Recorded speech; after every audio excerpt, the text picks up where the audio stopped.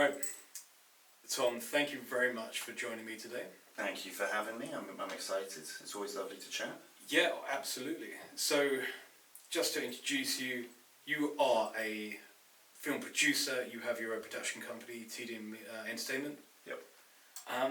And you've made your own feature film. Yeah. Just the end of last year, shot my first feature film, and we're coming into the kind of ends of post-production now. We've got picture lock, moving on to sound and colour grade.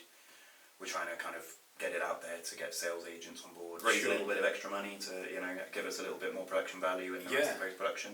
But it's all coming together, which is really exciting. So before we get on to that, we will discuss that, of course, but how did you get into film? Because lots of people probably think about, oh, I'd love to make a film or want to dabble in that industry, and I met you from a short film, and just making a short film is very, very stressful, and many people never really get to the next level of making a feature film. So what's your sort of story? What's your story arc?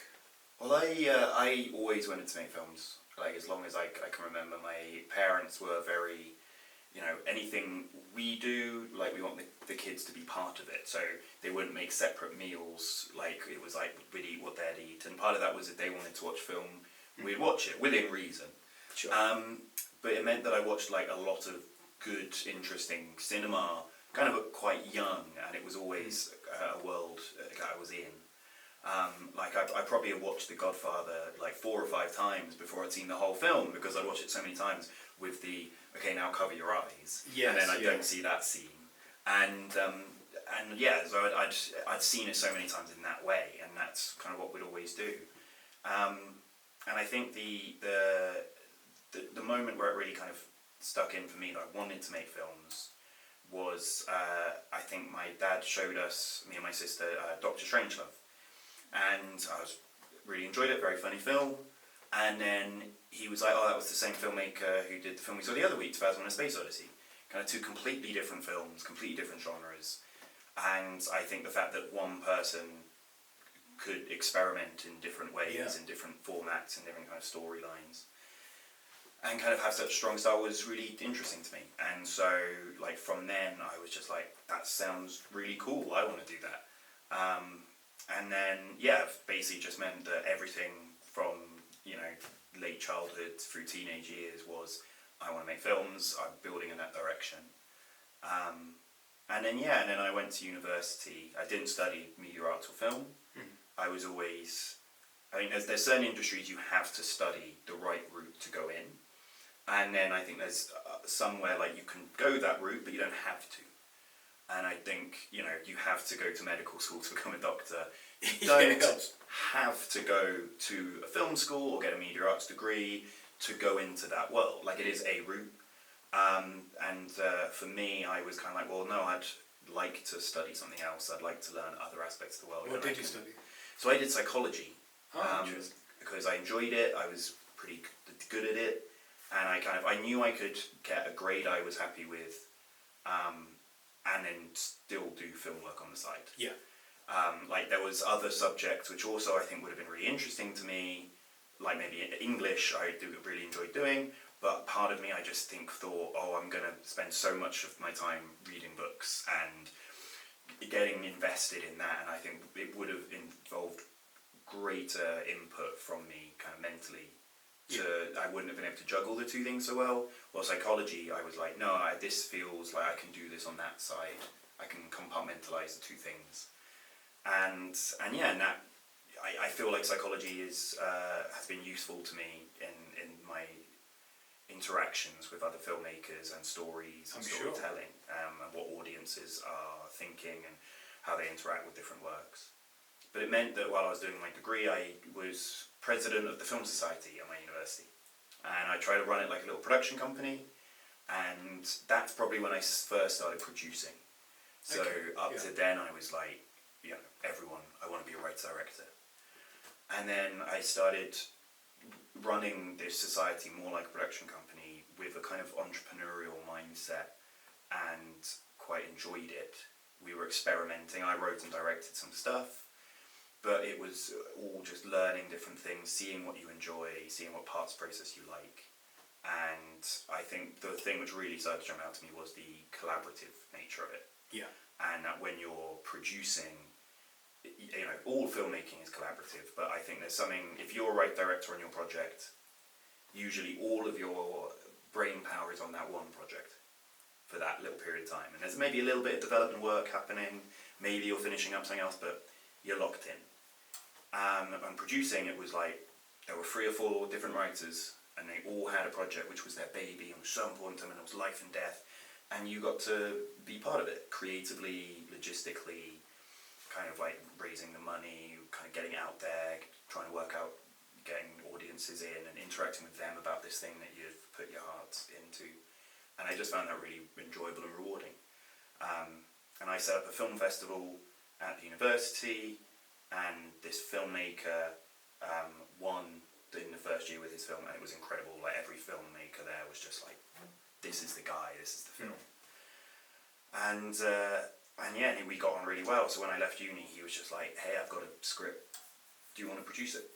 And I was straight out of uni, I didn't know what I was doing next, and I was like, cool. And I kind of just haven't really turned around since. I've just been going on that path. I mean, what a way to cut your teeth on doing that. Literally, as I said, you were at university studying something else, but you were a producer. Yeah, like on a really low level basis. Like, that doesn't matter. You know, these films. But I think this is the thing, right? There's a production value and a quality value, whatever, you know, however you want to define good and bad. And you can look at it those ways. But actually, a lot of those films I'm still very proud of. Sure. Because I know what we were experimenting with. I know what we learned from them. I know a lot of time you learn what not to do, but that is very important. Of course. And yeah, it was great fun. It was a great time. I think I'm more proud of some of those films than the writers directors who've made them. I've talked to a few of them, and sometimes they're like, "Oh God, that was really bad." And I'm like, "What are you talking about? It was this really cool, really ambitious thing which we had fun with, and we learned a lot from it." So, do you think that is missing now in modern film sphere, or younger filmmakers now that maybe got 1 or 2 films in them, but they don't perhaps have the play that the likes of Spielberg had and other people in the 70s, 80s that were kind of just playing with things because they could do, or playing with cameras, Super 8s, all that sort of thing at home, and kind of found their way, and now it's more regimented, as you said before, perhaps people thinking they have to go through a film school, or they're trying to make a low-budget short film because they need to make a feature film within 2-3 years of that? I don't know, I think it's always hard, right? And I'm always very aware, as I'm getting older, I don't want to become one of those, oh, in my day, right? Like, and it's always difficult because you're witnessing but not interacting with what the younger generations are doing. And so you're not really embedded in it. But there has been a massive shift since when I was getting in. Like, that first film I made, I was talking about the filmmaker from the film festival. Like, he said, here's the script, we can apply for where we are in London for this subsection of Film London funding it was at the time. It's now become BFI Network kind of funding. It was the London Calling Scheme. We got picked up. I think I was told by someone, when people running it, they thought I was the youngest producer at the time to have gotten the funding, at least through the London branch. I can't confirm that, but I was told it, and so I choose to believe it. Choose to believe it, yeah. And I didn't really know what I was doing, right? But you were able to do that because while these funds were competitive, they weren't oversubscribed in quite the same way that they are now. And I think that's partly because I probably came in like on the cusp of the content, YouTube, everyone's got a high quality camera in their pocket at all time. You can, like, production value now is easier at a baseline level than it was 20 years ago. And that means, you know, on some way that creates like a better opportunity to play. And I think there are examples of really interesting creativity and experimentation, you know, through these forms, like the Philippou brothers.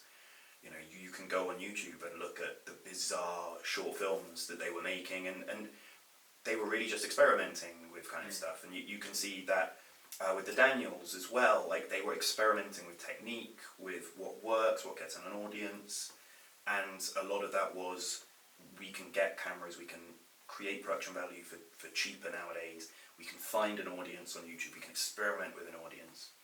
So I think all of that, clearly there are filmmakers that are really benefiting from that, and the Daniels, Philippa Roberts, I love the things they're doing, and I think they're two very good examples of that. However, I do think when I was 18, I was able to make stuff and not be so worried if it looked good. Right? It could be bad. Yeah. And part of me wonders now, because everyone's got these phones and these apps and things which can make so many things look good, and there are, 16 to 18-year-olds who are huge stars on YouTube and are millionaires, the pressure to be good, like straight away. Everyone's a film critic on social media, yeah. It feels like ramped up. And obviously this isn't just in a film thing. I think this is a societal thing with social media and everything in general. But I do wonder if there is, that freedom that I had to be like, yeah, let's just make this thing. And, if it doesn't look that great, then fine, right? But we've experimented with it, we've had fun, and we don't have to show it to the world. Well, now it's kind of like, everything's got to be on Instagram, everything's got to be on YouTube, and if you're somebody who has a channel on YouTube, and you've got a monetization structure where you need content every week, and that kind of pressure does limit creativity inherently. Yeah, right? You take less risks. Yeah. So I generally don't know if the landscape now is different, if people are doing it less. But I do feel sorry. I have sympathy for filmmakers trying to come through now in the position I was 10 years ago. Because I think it's harder. And I think it's a much tougher landscape. That's what I was going to ask as well. But certainly, again, we're almost talking about almost 10 years ago now, when I was thinking about getting into making a short film, and the examples I knew of in pop culture sort of myth, the how Tarantino got started, and taking your script of Sundance and all that sort of stuff. That's very much a universe that doesn't exist anymore, and it probably hasn't done for a while. Thing is, I think it only existed for a brief period of time, right? Yeah. There was a period in that 90s, and I think we really romanticise it, of you could just go and make something for a small amount of money, and you could get it into the big festivals and the kind of the mainstream Hollywood distribution kind of channels, and it'll become really big and successful. And that was there in the noughties a little bit as well, in the 90s, and it is a lot harder now. And again, I think a lot of that is the pressure on production value. I think you look at a lot of those 90s low budget films which did break through inside careers, they're rough around the edges. Yeah. Continuity is just all over the place sometimes. Production value can be really lacking in certain ways, but they've got the sense of vision, style, and they're creative. They're taking risks, and audiences really responded to that. But nowadays, again, there's the YouTube channels where content creators will kind of critique and nitpick films, and sometimes they're just nitpicking plot holes and continuity errors, which sometimes aren't even there, right? Sometimes it's kind of it's almost I never see the character go to the loo. Well, use your imagination, we don't need to show that. How did the character get from here to there? Well, we didn't see the in-between, and the journey wouldn't have been that fun, so we assume it. That isn't a plot hole, but it's created a landscape where I think there's less freedom in that. And I see it with filmmakers sometimes that will be making something, and I'll be so badly stressing because they're this take is so good, but they were wearing a ring in the previous scene, and they weren't wearing the ring now, and damn it, that continuity error, I don't know if we can use the take. And I'm looking at them what are you talking about? The audience isn't going to care, and if they do, then they're a bad audience. Like, yeah, you've lost them on the story if that's what they're Yeah. focusing on. and yeah, I don't know. It feels like there's just greater pressure for that. Do you think that also comes with, because obviously every year that goes past, every special that's released on likes of Spielberg, like Kubrick, and eulogizing their catalogue of films and analysing how to make films and how these filmmakers make it, that filmmakers, both young and old, are no longer trying to do it their way. They're trying to think that they've got to follow Kubrick's approach to taking 101 takes of a scene to get it perfect, rather than just going, well, this is a story I'm telling, I'm going to tell it however we can tell it. Do you think it's less free, I suppose, is what I'm asking? Yeah, I think there's an appeal to whenever you have these interesting waves of art and film, you need an element of counterculture. And counterculture inherently is going counter to what is kind of considered the norm and what is held sacred. And I think, yeah, I do wonder if at the moment there is a little bit of that lacking in kind of the landscape with kind of some degree of film that, like, you know, are we holding too reverent to these are the ways that things are, this is how it should be done? I, for myself, and again, I think it's always very easy as well to be like, the industry's doing it wrong, everyone's doing it wrong, I am right. And that's very much not what I'm saying, but it's more like what I find interesting. I would rather watch a 2.5, 3-star film which has aimed for the moon and hasn't quite made it, but has done really interesting things. And you can see the filmmaker's vision, style, experimentation, but it's, you know, the production value isn't there, the experience isn't there, but you can see what they're cooking, you know, they're going somewhere. Then watch a 3.5, 4-star film, which I'll forget in a week or two, which the production value is good and, you know, it's well made, it's all this, but there isn't really any experimentation, there isn't really any risk. And I think that's always more interesting, but at the moment, it's so punishing for a creative to try and make that experimental, risky film, which could maybe, some people will say it's only 2.5 stars, people won't like, because I think I heard a stat from one of the, like somebody high up in one of the big kind of distributors in the UK, it was 90% of films make 200,000 or less. I mean, that's crazy. Yeah, that's so tough. So, like, now you're kind of going, well, what risks can I take? Because if, you know, that 2.5 stars, because you made took some risks and they're interesting, and, you know, creative people in the industry will watch it and go, oh, I get that risk, I understand what they're trying to do. This film didn't work maybe, but their next one will be really interesting when they've got more experience around, more money, more whatever. Well, the audiences aren't going to know that, and they're going to look at reviews and go, oh, it's 2.5 stars, and they won't go with it. You know, never gets a chance. Exactly, and then the film doesn't make any money, and I think that's a really difficult thing at the moment. There was, I think one of the heads of Film 4 a few years ago said, you know, did an interview and they said something along the lines of, well, I don't know if you can make a film for less than 3 million now. Which is, like, that is a fear of failure. That is a fear of the production value not being good enough. You know, why do you need to spend 3 million?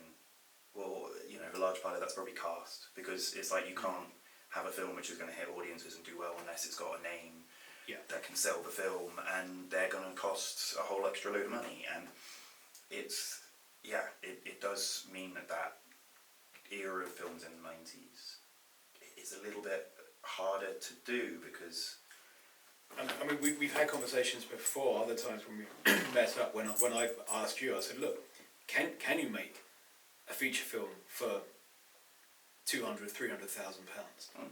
And as you just saying, that some people in the industry say you can't.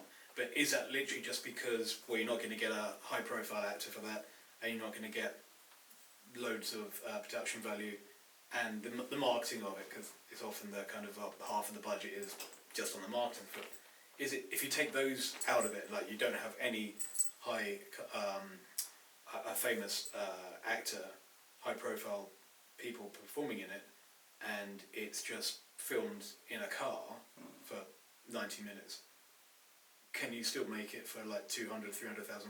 You 100% can make a film for like far less than 200,000-300,000.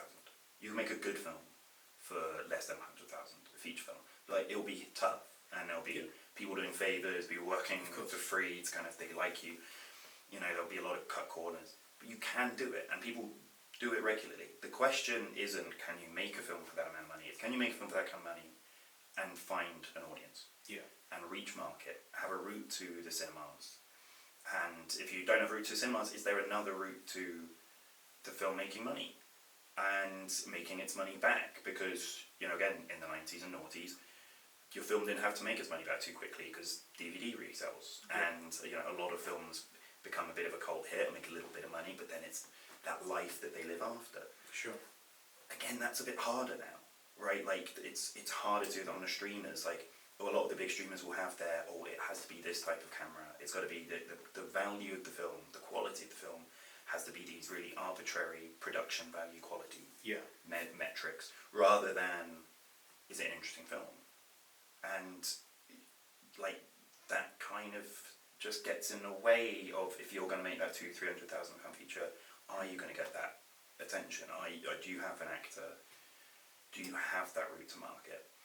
So, you know, some of the best films that I've seen in the last year or so are low-budget films, which have done incredible things with, you know, a low budget.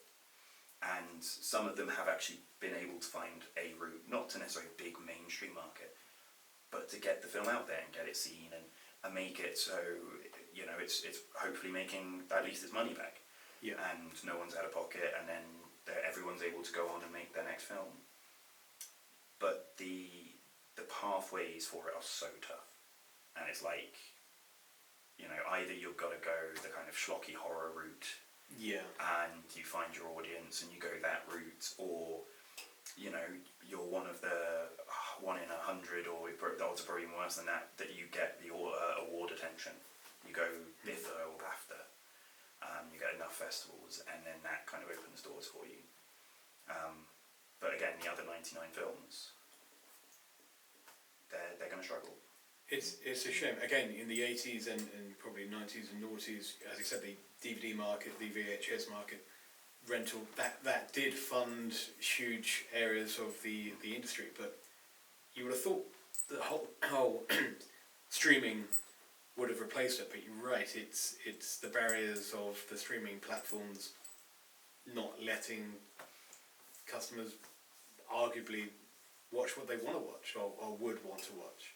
It's, you know, there's the aspect of, again, everything now is on a content model, right?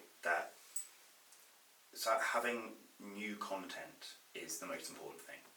And, you know, I was talking about that, and from a YouTube context earlier, and YouTube, it makes sense. But like, that is the model that Netflix will have now, right? That it will be, we need new things, new. They'll have a really good TV show and they'll cancel it after 2 seasons because they feel like they need something new. Yeah. And they've got to constantly be coming out with new things. And a lot of their reliance has been on TV shows which had 24 episodes a season and ran for 10 years a long time ago, and they can show them, and then that gives you constant content. They've not really found a way of replacing that. I was having a conversation with someone the other day. When was the last great sitcom?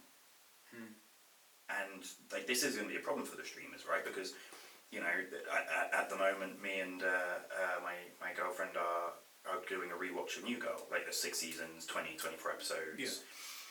Great, but that was, 2011? Yeah. And, like, I often watch Brooklyn Nine-Nine and Superstore, but they've been a few years ago now.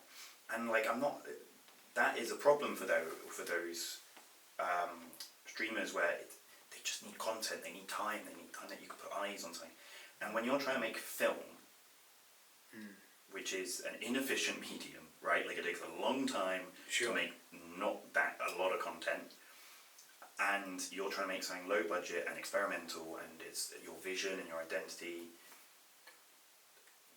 is that you've got to now compete on the streamers with... So basically the internet has killed film. Well, it's not killed it. There's new channels, there's new options, but, you know, if your film is going to go on the streaming route, it's got to compete with somebody doing their 100th rewatch of The American Office.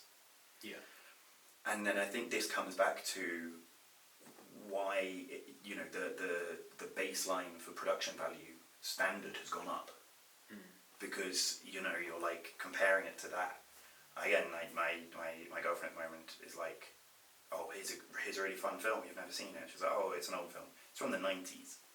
Like there, and again, this isn't like, oh, I'm doing something with a huge age gap. She's like 2 years younger than me. Sure. It's like, it's just like this attitude of it, and this thing is, if you find a film from the 90s which looks good, which hasn't aged, right? Like we watched Seven, David Fincher. Yeah.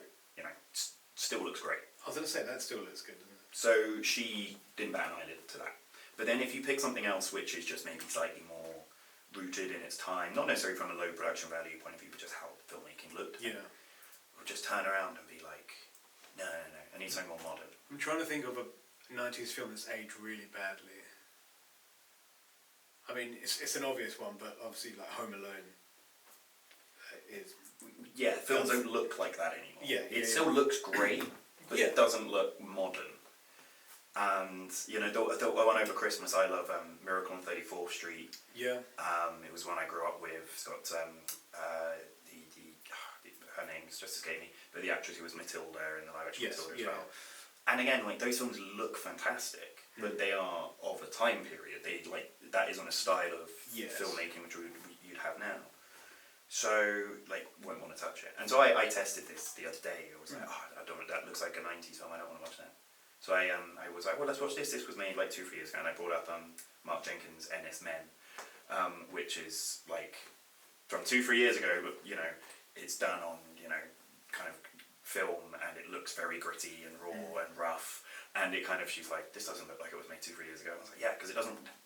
Yeah, it doesn't follow those forms. It doesn't, right? And here is someone who is got their own vision and identity and personality and making interesting films and doing something a bit different and what they want to do, and it is responding to audiences. And people, when you're at home and you're thinking, I want to watch something on a streaming platform, are going, it doesn't look like a modern thing. Because you've got lots of options, that's the thing. Your phone is in your hand and you could watch anything you like. That's also what you've got to compete with. Do you want to talk about your feature film now and just the troubles you had, if you had that many trouble? I think it went fairly smoothly, didn't it, from what I understand? Yeah, we were pretty lucky. What was the sort of the biggest hurdle? What did you enjoy about it? It's always financing. It's always the money. It's always going to be the big... especially as a producer, like the joke I have is, if I could just raise another 25k at the moment, then I'll be fine. And okay, and you have options for that. Yeah, talk to this person, and then what you got later in the year? Well, in probably 6 months, I'll probably need to raise another 25k. Right, like it's because it's going to be another project. It's going to be another thing. It's going to be, there's another thing that the project might need. You might go into a point where you're then at festivals and you need more money. My job is I'm always going to be needing to find more money. Yeah. And I remember talking to one of my original producing mentors about this when I was doing short films, and I was like, I think I was saying this exact same thing, but it was about 2 to 5k, right? It was on short, so it was like, I just if I had 2 more k now, I think I'd be alright. But then also later in the year, I'm going to need another. I was going to just say that cool. I didn't want. Yeah, cool. I'll leave it to. Yeah, no problem. Thank you, man. I was going to say I feel guilty about even bringing it up in a conversation about film, but I don't know if you've seen the Jason Statham film Beekeeper or The Beekeeper. No, I talking to someone who quite liked it. They said it was quite fun. I caught it. It was on TV over sort of Christmas, and I kind of watched it. So I missed the first 20 minutes or something. And I normally don't like that. I don't like watching films if I haven't seen the beginning. But I was thinking that clearly, to me anyway, it was they've got together and go, right, we can afford Jason Statham, what are we going to do? Everyone likes John Wick, let's just do John Wick. And okay, and that's basically what it was. But it's a difficult one as well, because it's like, you know, those films also, they make money, the audience is there. Yeah. Right? Like, and it wasn't bad, but it was just very cheesy and predictable, and dialogue was awful. But. Yeah, but I think this is the thing is, you know, there are those pockets in the industry of, like, people who are, they made a film, they've got an audience, and, you know, they, in a time when it's really hard to make a film and hard to find your audience, you're going to keep making that film, right? Like, it'd be crazy not to, and there must be a pressure to be, like, don't rock the boat too much. Because do you lose that, right? Do you lose that limit? If Jason Statham makes one or two films which suddenly, like, his loyal audience are like, he's lost it. Yeah. Will they turn to someone new? Will they find, like, a new option? So it's so difficult to judge. But I think it is a proof, right, that there are those pockets in the industry where you will find an audience, right? Jason Statham is able to keep making films, and you kind of know what you're going to get. Yeah. But the audience know what they're going to get, and they're going to like it, and they're enjoying it. And I think from a filmmaker point of view, sometimes I kind of think, do you need to be thinking about that? Of, well, if I want to do something which is different, but also has a marketability, do I find a project for Jason Statham where I'm like, this isn't going to rock your boat too much for your, you know, kind of audience. They're still going to like this. Yeah. But because of that, there's a safety in this which allows me to experiment. Yeah, I was going to say, can you do that? But can you do it well? As in, can you kind of? Why couldn't you? I don't know why not. Like, sure. It's that sort of category. It's that environment, but like, yeah, you just go about it slightly differently, or you're slightly cleverer about it. Or you just willing to you take some kind of creative risks, and you go outside of what you're like, oh, this is what I want to do. You know, okay, that's what you want to do. Is there an audience for it? Do audiences care? Because saying that's what I want to do is actually an incredibly self-centered, narcissistic that's thing. nice, but we don't care. Yeah. Right? It's like, and this is always the thing with filmmaking and creative vision. It's like people are always going to be like, this is my vision. And I'm like, okay, fine. Yeah, it doesn't mean anything. Just because it's your vision doesn't mean, like, it really doesn't matter. Like, what makes something interesting is that unique perspective and vision, and it's something different that not every other person has. And it connects to an audience, and people find that interesting and want to go with it. And I think there is sometimes too many people who are like, I want to do this, and I want the industry to change. I want the audience to change around me. Yeah. Instead of sometimes going, well, this is what I want to do, and I want to respect my audience and not be a snob, and not feeling I'm better than things, and go in that route, because they're like, you know, a lot of these actors who work in these films, and it's sometimes easy to kind of, people look like, oh, they're not quite as good. They're actually often very good actors. Yeah. And like, you know, there is enough body of work to show that Danny Dyer is a very good actor who just doesn't get that many opportunities to show it in, like, or at least his range. Like, I remember, you know, watching Human Traffic for the first time a few years ago. Yeah, of course. And I was just like, this guy's incredible. And like, there's been a few different films like that. I'm like, oh wait, no. If he's put in a position to, and he's given something, he can do something really interesting. And there's an inbuilt audience for him. There are people who will go watch something with Danny Dyer. That's interesting, isn't it? Because it perhaps says more about the director that not casting him, as in, like, well, can't you get a good performance out of him? Well, you definitely can. And it might be that he's at a stage of his life where he's like, well, I'm not bothered about that, right? He feels he's proven it, he's done it, whatever, like, right? Like that might be part of it. And like you got to respect that. He's got a huge back catalogue, and he's done really impressive things. But there's just sometimes I think with that, like, can you find those alternative routes? Like, in a way, the Nicolas Cage films in America, right? If you're an interesting up and coming filmmaker who's got a slightly out there idea, and you kind of want to make sure that there's a guaranteed chance for an audience to go for it, and that there's an actor who might actually do interesting work, you go Nicolas Cage. Yeah. Right? Like, he will kind of turn around and go, yeah, right, I'll do this. And that brings it to an audience. And sometimes you have to go a bit wacky and crazy and high concept.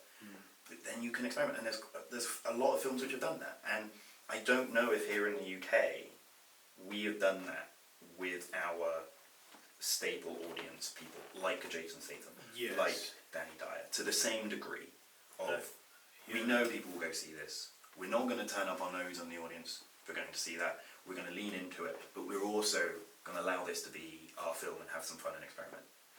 And I don't know why maybe that doesn't happen so much. And I am talking to filmmakers who are trying to, who I think have this in their head of like, you know, wouldn't it be like, that's somebody just a great pitch to me the other day, which was like, imagine if we had our kind of British style filmmaker doing something like the Safdie brothers, but with Danny Dyer in. I was like, yeah, that's quite fun, right? Yeah. I feel like that would have an audience. I feel like that there would be people out there who'd be like, yeah, I'd kind of watch that. So like, let's go make it happen, and we know that there are audiences for Danny Dyer, and yeah, absolutely. So I think that's, yeah, you got to have respect for your audiences and what's going to do well, and then try and work out what you can do that's experimental and interesting within that. And again, the collaboration of it all. Right? Yeah, because it is collaborative. Exactly. Other than money, obviously, that's always a big thing. What's the other big hurdles from stopping new filmmakers, or even the existing filmmakers now that are just like one short film in, or even just one feature film in? Is it just literally just getting seen, competing with the noise?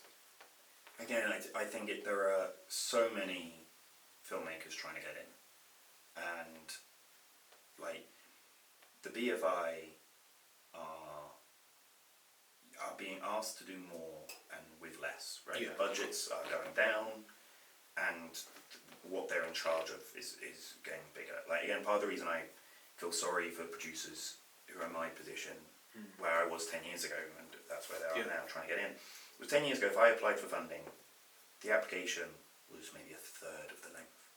And there were far less questions which were, you know, here is a problem in the industry, like environmental sustainability or, you know, diversity and representation. How are you, as a early 20s, starting your career, pretty much unpaid, probably losing money on this, how would you fix, like, racism in the industry? I wouldn't. I don't know. I can't answer that question now. I can't. Like you're expecting me at 21, 22. You're trying to make a film for 30 grand. Like, what do you want me to do? Like, it's really difficult because I don't know what other mechanism the BFI have to have that in their remit, right? Or we need to improve diversity and representation in the industry beyond in the application that is a part of it. I can't tell you what is a better method of it, but that is tough on a young filmmaker coming through. That is now like on you and your burden of responsibility as well. Yeah. And I think this is kind of like part of the issue is so many filmmakers I talk to now get very, like, they don't know what route there is other than just try and make films with whatever you can and bang your head against the door, or BFI. And that puts so much pressure on the BFI to be the only route. I talk to so many young filmmakers who think the only route is the BFI. And if they can't get BFI funding, they can't make their own shorts and find their way in. Do you think, everything you've just said about when you got into starting producing and looking at it almost from like an entrepreneurial point of view, and the whole evolution of the internet from the early days of the late 90s to early days of YouTube, social media, everything else, that there was a promise that hasn't delivered, but there was a promise at a time where the internet would make everything much more democratic, as in everyone would get access to everything. And somewhere along the line, when it comes to selling film and music, that hasn't happened. It's very much been monopolised by a couple of people with big pockets for like film streaming. But you can't just start a streaming site. I've tried.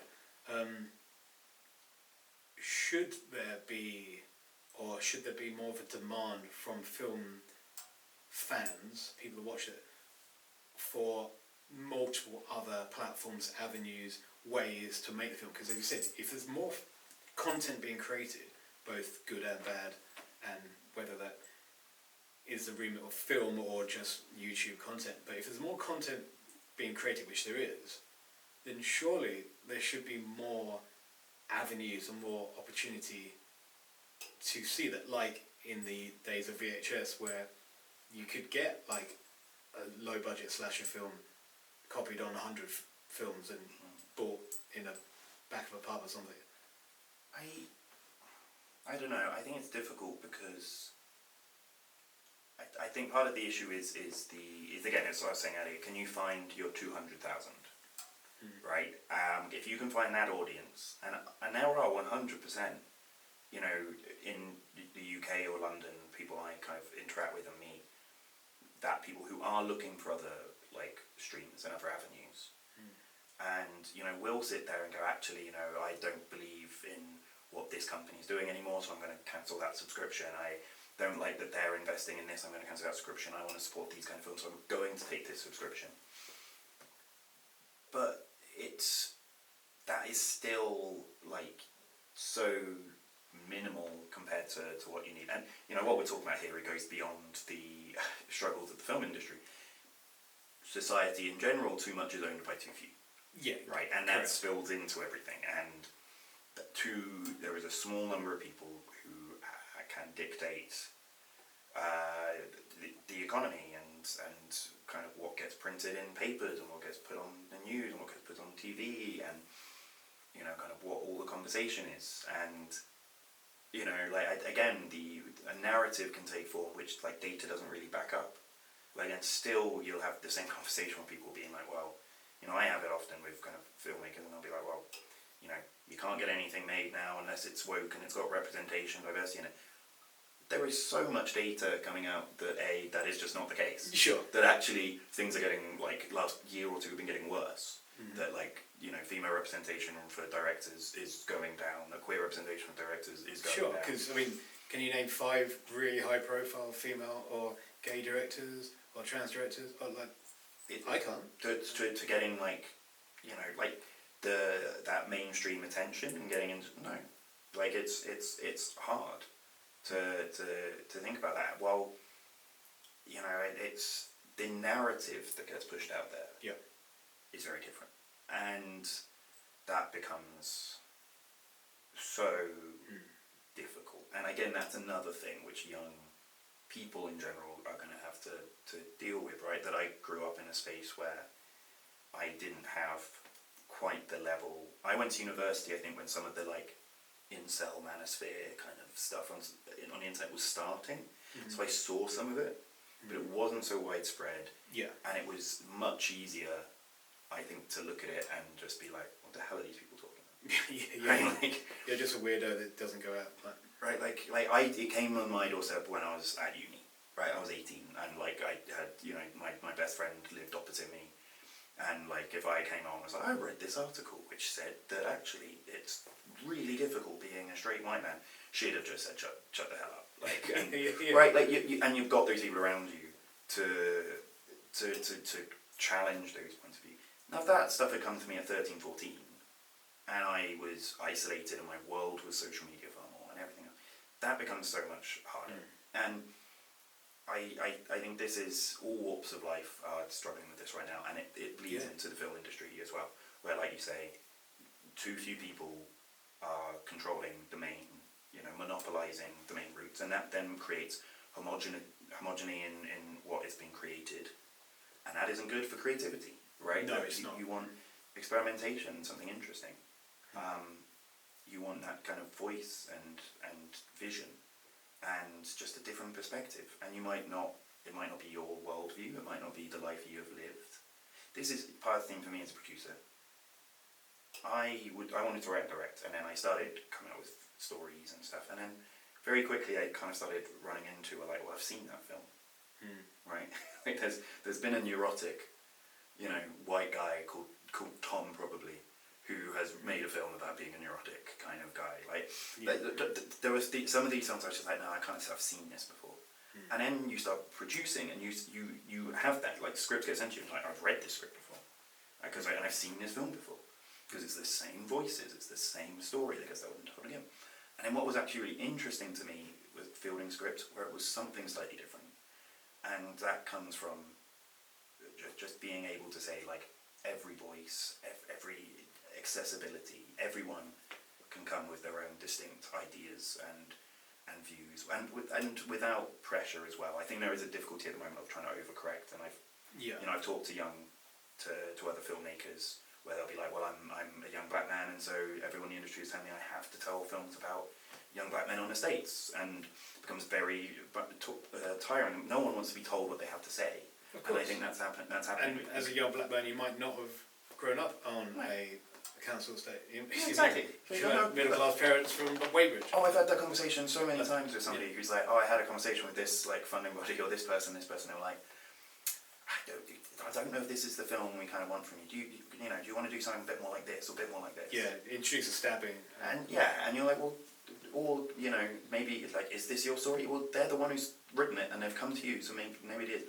Actually giving them the freedom to say, what do I want to make, right? And giving everyone that freedom and everyone that access is going to make more interesting stories and more interesting films. And that was part of the fun of being a producer is you become the audience because you're reading scripts. Yeah. And you actually suddenly realise that, oh yeah, that thing I was writing when I was 18, I'd have hated it if somebody sent that to me. Because it's so boring and it's so generic and it's so lacking in any voice and perspective, and it's been done a million times. And that excitement when you get something and you're like, oh, this person has a voice. This is something different.